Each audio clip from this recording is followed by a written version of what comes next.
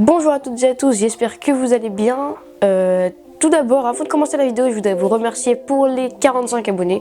En effet, suite au nombre de vues de mon dernier short, je suis arrivé aux 45 abonnés, donc voilà, on est bientôt aux 50. Donc voilà, maintenant que je vous ai remercié, on peut commencer la vidéo. Donc aujourd'hui, on va prendre un tour de magie, encore une fois avec des cartes. Je le redis, je trouve que c'est plus simple parce que à peu près tout le monde a au moins un jeu de cartes chez lui. Et puis voilà, du coup, tout le monde peut le refaire juste après cette vidéo. C'est un tour que j'ai inventé il y a quelques mois maintenant. Et puis bon, j'ai pas envie que l'intro soit trop longue, donc on passe directement à la démonstration de ce tour de magie. Alors donc c'est parti pour la démonstration. Alors pour commencer le tour, on va pouvoir faire choisir librement une carte au spectateur. Donc là j'ai pas de spectateur, donc je le fais moi-même. On va s'arrêter par exemple ici. Donc là je vous montre la carte mais je regarde pas. Ok, c'est bon. Alors ce qu'on va faire, c'est que on va venir reposer la carte sur le dessus du paquet. Et puis on va couper le jeu. Donc maintenant, il n'y a pas de break ni rien. La carte est bien perdue dans le paquet. Et ici, depuis le début, je ne sais pas si vous avez remarqué, j'ai une carte. Cette carte, c'est l'as de carreau. C'est ma carte préférée. Voilà, c'est ma carte fétiche. Donc cet as de carreau va m'aider à retrouver votre carte.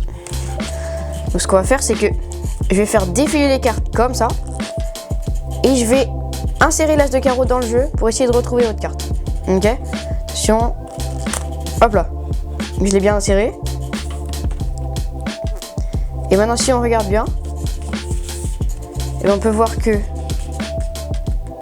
l'as de carreau est tombé exactement à côté de votre carte.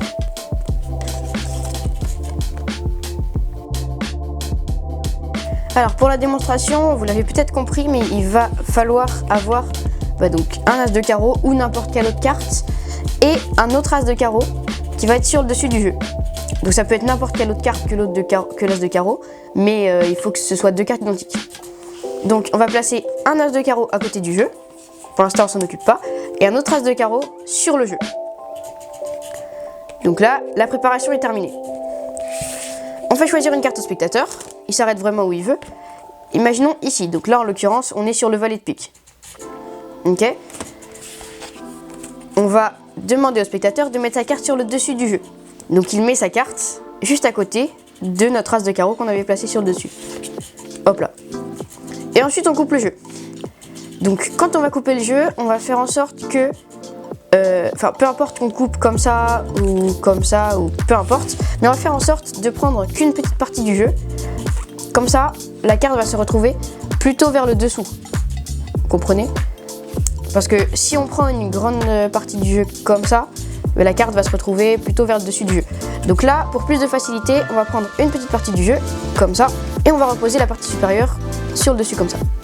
Donc ce qui fait que maintenant, on a la carte du spectateur, et juste en dessous, la carte, notre as de carreau qu'on avait mis sur le dessus au début. Maintenant, on explique que la carte est bien perdue dans le paquet, alors qu'en réalité, oui, elle est perdue dans le paquet, mais on sait qu'elle est à côté de l'as de carreau vers le bas. Et on montre notre as de carreau fétiche, ou toute autre carte. On dit qu'on va faire défiler le jeu et insérer l'as de carreau au hasard pour retrouver la carte. Donc on fait défiler le jeu et on insère l'as de carreau. Donc là vraiment, quand on insère, c'est aléatoire, on peut l'insérer où on veut, il n'y a pas d'ordre ou quoi, c'est vraiment comme on veut. Donc je l'insère, hop là. Alors par contre, il y a un truc à respecter, c'est qu'il faut l'insérer plutôt vers le haut du jeu.